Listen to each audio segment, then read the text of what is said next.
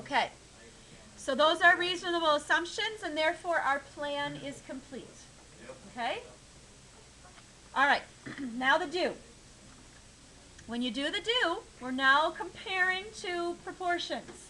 So we've taken two samples, and we're looking at the difference in sample proportions. So here's our standard deviation. I've referenced this one in my video that you'll be seeing tomorrow about a hypothesis test. Okay? But here's our standard deviation for the difference in proportions for confidence intervals. We know that we need a confidence interval, so we need a statistic, which is, of course, the difference in our sample proportions. That's what it says. And we need a standard deviation of a statistic, which is given right here. Okay? What's our critical value going to be for proportion, difference in proportions? T star or Z star? Z star. T is for means, right? Okay. So what I'm going to do in the do, and you do not have to show this first step. I've just done it so that you can put it in your notes, so when you use this as an example to follow later, you can tell what you did. I've entered my statistic. There's the difference in my proportions, plus or minus my critical value, which is always Z star for proportions, times the standard deviation or standard error of my statistic. And it's the error because I'm using my p hats, I don't know P and Q.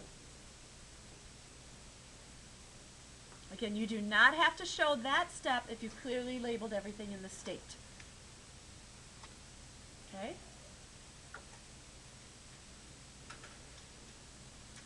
What is Z star for 95%? Good. Okay, we know these. I told you you would get to know those Z stars. Now the T stars, no, because they're all different for different degrees of freedom.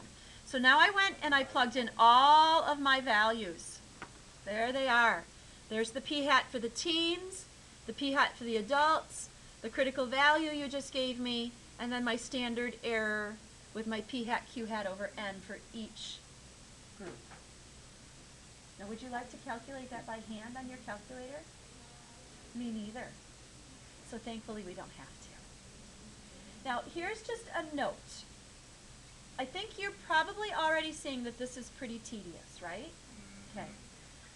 And somewhat time consuming. Students always groan when they come back the day after the AP exam and they're like, Mrs. Angood, you won't, even though we're not supposed to talk about details, 2 days after the exam then I'll say, they often, if they had a 2-sample inference problem in their free response questions, they groan because they just take more time. They're not necessarily harder, they just take more time.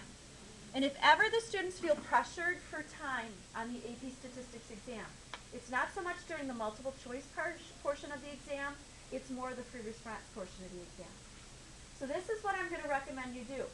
If you happen to have a free response question in your set of 6 that you have to respond to on May 12th, and you notice it's a 2-sample procedure for inference, I'm going to suggest that you not initially do all this work in the do. Name the interval or the test, and then go to your calculator and get the interval or the test statistic and the p-value. Then if time permits, go back and insert the work, okay? Because you can still get the do essentially correct if you have identified the test or the interval by name or by formula, and you have the correct interval, okay?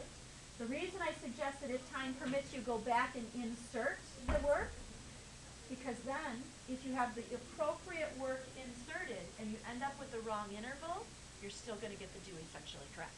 Okay? So just because it's time consuming, save that for if time permits. Okay? All right, I'm determined to at least finish the do. So now, in my test menu, I'm going to look for a 2-proportion Z int. Here's my 2-proportion Z test that you'll see tomorrow. But if I go down to option B, I'm going to get to my 2-proportion Z int. Okay? I need 2 x's, I need 2 n's, and I need a confidence level. So like Abby said, we're going to take 0.73 times 800 to get x in the first sample. Do them in the order in which you've written them on paper, teens and then adults. 800 is my n. If I do 0.47 times the 2,253 adults, I get a decimal. I can't leave it, right? You gotta round out. Round to the nearest, actually, although I don't think it's going to matter. It's not going to change your interval much. And that's 2253. Okay? Go down to calculate, and boom. If you were going to take the time to plug this in, which you won't, it gives you this interval. Okay? All right, I'll finish the conclusion and get it posted. Just note, I think part of it's missing in there. Have a good day, guys.